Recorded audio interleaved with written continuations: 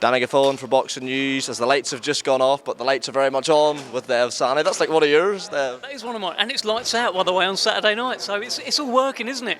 The spotlight is on the light heavyweight division. Saying light a lot here. It's on the light heavyweight division, and particularly Joshua Buatsi, Zach Parker. I want to ask you, Dev, Joshua Buatsi hopes to get back to that world level. Zach Parker, we're still waiting for that breakout performance. With that in mind, who do you think more pressure is on Saturday night? It's interesting, that word pressure. When you start asking Joshua Buatsi, which I have done, do you feel under more pressure now to perform coming off a loss? He says that's all outside. No one can put more pressure on me than I put on myself. So he's got this internal pressure to deliver. I feel like the pressure is on him. He is the favourite. He's the favourite for a reason. He's the guy with all the pedigree, established at the weight, good wins at light heavyweight on his record. Craig Richards, Dan Aziz, etc. Zach Parker, what is his best win? He certainly doesn't have a big win at 175 pounds. He's strung together a decent run at super middleweight. Then he ran into John Ryder, and we know what happened there. So I feel like Buatsi's the one with the pressure because he's the favourite, because he's the golden boy, and he needs to deliver. With the fights that Josh has been in, he's been in with Callum Smith, Dan Aziz, Craig Richards. What questions do you think Zach Parker can ask of him that he maybe hasn't been asked thus far? Yeah, see, I'm not sure. What Zach Parker has got right now, I still see him as like a little bit of an unknown quantity, a little bit of a wild card. He went through this period in his career, not sure how much he's doing it now, where he was switch hitting, he was knocking guys out. There was a run through lockdown actually, where he seemed to just be knocking guys out every week. And these were good guys who hadn't been knocked out, like Vaughan Alexander. There was Kusanov or Kusanov. Go back and look at it, but he was knocking guys out like that. So I still feel like I don't really know how good he is. The fight against John Ryder was cut short because he got injured. What can he provide that Buatsi hasn't seen before? The answer is I don't know. I wonder if Buatsi knows. I wonder what his read is on Zach Parker, because he's a bit of an enigma. It's a light heavyweight stack card, of course. You got local derby between Lyndon Arthur and Brad Ray. We've got Billy Denise and Ezra Aranyenko, where it was like Eubank Benn V2 with the egg slap. What are you looking forward to most on the undercard? No more eggs, hopefully. I mean, what am I looking forward to? I like the Manchester derby, Brad Ray, Lyndon Arthur. I think there's a lot of questions going into that. I like that Lyndon Arthur seems to be irked a little bit by the odds that the bookies have in place, by the idea that he's not as hungry. I put it to him, you've been to the mountaintop. He very rightly pointed out, yeah, but I wasn't really at the mountaintop, so I didn't win. But I like that he's got that fire about him. Brad Ray says that he's going to stop Lyndon Arthur. If he does that, he'd be only second to do that. Anthony Yarde's done it 1 in 3 times. Bivol didn't do it. If Brad Ray does it, that's a big, big statement. So very excited to see how that one pans out. And with Billy Dennis and Ezra Aranyenko, I think we're going to need a very cool-headed referee in there, because I think this one could get quite dirty and quite sort of nasty in there. I feel like Christina Aguilera song. But I feel like I'm quoting Christina Aguilera in a boxing interview. But it could get unsavoury.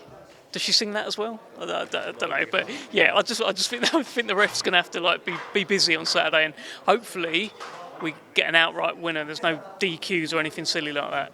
Yeah, we saw against Ben Whittaker, Ezra certainly not to be flexible with the rules. Reflections on the weekend, just gone past Dev, Fabio Wardley, another come from behind win against Joseph Parker. With the fallout from that fight, I'm seeing very much split opinions. Obviously, Ariel Harwani had Joseph Parker on, and I think Ariel was more incensed than Joseph about the stoppage, but there are a lot of people saying, respected names in boxing, people close to the Parker camp even, in the Furies, that the stoppage sort of came at the right time and even could have been earlier. Now that the dust has settled, was it too early? Was it the right time? What's your thoughts on it? I can see both sides, to be honest. My feeling on the night was it was probably about right. And the reason is, look, if you just look at the clip of the fight ending, which is like 3 big Wardley shots, maybe one of them grazes him, you could understand why fans could, having just seen that, perhaps be aggrieved. But you've got to place it in the context of Parker it was on top for him. It was on top for him at the end of the round beforehand as well, the 10th round. He was holding on. Second round, the gum shield came out, Wardley was unloading. So it's not like it was the first time it had happened in the fight. He's got someone in front of him who's got 95% knockout rate. So you can understand why the referee would stop it at that point. not all referees would have stopped it at that point. Maybe they'd have let it go a couple more punches. But what do you want to see here? Do you want to see this guy get seriously hurt in front of his wife and his kids who are ringside in front of, you've got guys like Tyson Fury saying it was okay, right? So I don't know. What has happened is that it has created a little bit of controversy, and Howard Foster appears to once again have laid the foundation for a potential future rematch, which could be lucrative for both guys, just like what happened with Froch Groves. But I think they'll go their separate ways now, and if they see each other again one day, we'd all be tuned in. I think people would be worried for you a few years ago if you said Fabio Wardley would be the standalone, on merit #1 contender for Alexander Usyk, but we are here. Incredible story. That's the fight got to be next, surely. I mean, that's what's meant to be next. I mean, hopefully they can make it all happen. He is the mandatory challenger for Alexander Usyk. He is next in line with the WBO. So Usyk either fights him or Fabio Wardley gets upgraded to full world champion. Either way, it's a very interesting time to be Fabio Wardley right now. I hope we get to see it. And what a tremendous story that would be. This guy who, at 20 years old, was a recruitment consultant. How can this be the case that Tyson Fury's boxed him twice, Anthony Joshua's boxed him twice, Daniel Dubois, Derek Chisora, all of these guys, and some recruitment consultant from East Anglia could be the man to chin Alexander Usyk and take all of his belts? How is that real? Can he chin Alexander Usyk? Sorry, say that again? Can he chin Alexander Usyk? He can chin anyone. Of course he can chin anyone. Of course, Fabio Wardley can chin Alexander Usyk. Has Fabio Wardley got anything that Alexander Usyk hasn't seen before? I'd actually say yes, because he's just some weirdo from East Anglia who hasn't learnt the conventional way, and he'll be looking to chin him in there. He'll go in there with no fear whatsoever. So, he's got a great chance. If Wardley is to land that shot at Alexander Usyk for undisputed, what next for Joseph Parker? I saw in that interview with Ariel, he's happy to fight anyone. He mentioned Moses Atauma's name, Filip Hrgovic, loads of names. What would you like to see for Joseph? Obviously still working with Frank Warren in Queensbury. Yeah, I think you're in a position where his stock hasn't really gone down, and there's a lot of noise around Joseph Parker right now. So I'd like to see him in with anyone. Him and Dubois would be fun. You saw those heavyweights on the stage over the weekend as well. Any of those guys, and you tune in and watch. So the future's bright for Joe Parker. Absolutely. December 13th, Dev. Where are we at? This card.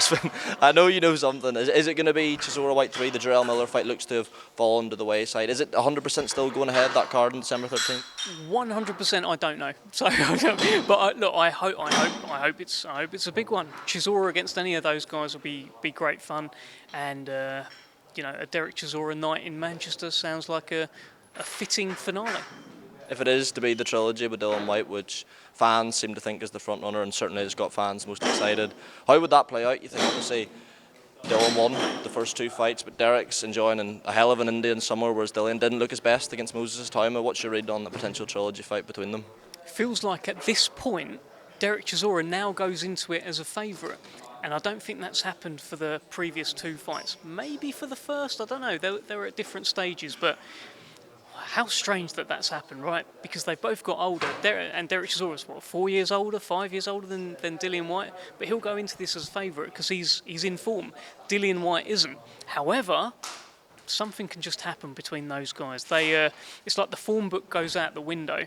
Anything can happen between Dillian Whyte and Derek Chisora, and that's why it's kind of a must-watch fight. I hope that is the fight that happens, because just the build-up, everything would just be superb, and it'd be like the championship of each other, really, wouldn't it? A couple of quick ones, Dev, and I'll let you go. So comments from Manny Pacquiao. He is in talks for a rematch in 2026 with Floyd Mayweather. Another thing that sort of split opinion, the word we're getting is it would be a fully professional bout. Just what's your thoughts on that? Is he fighting for a world title beforehand, Pacquiao? I think if it is to be the Mayweather one, he'll forgo a potential. Okay. Thoughts are, I'll watch it, you'll watch it. It's strange, isn't it? So when did they meet? They met in 2015. They met in 2015, so 10 years later. Unfinished business. I don't know, how old's Mayweather now? Mayweather was the older guy, right? 46.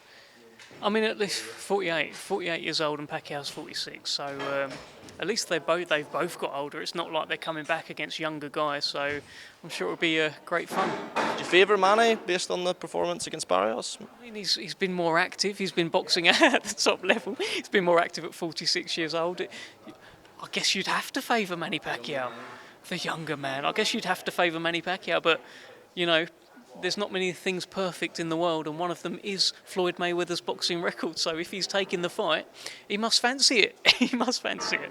Just a couple of quick predictions, Dev, and then we'll wrap this up. Anthony Yarde stepping up again. You know, he's shown time and time again he's willing to make that jump in against David Benavidez. How's it going to play out? Anthony Yarde, if this turns into a shootout, which is what he said that it's going to be, or certainly something that he encourages and he wants, he invites, then a shootout for me favours Anthony Yarde. Benavidez is a tremendous fighter. He hasn't knocked anyone out at light heavyweight though. You know, great run at super middleweight, and maybe he stopped knocking people out because the level of opposition's gone up. You know, he's been fighting good guys at light heavyweight. Maybe that's it.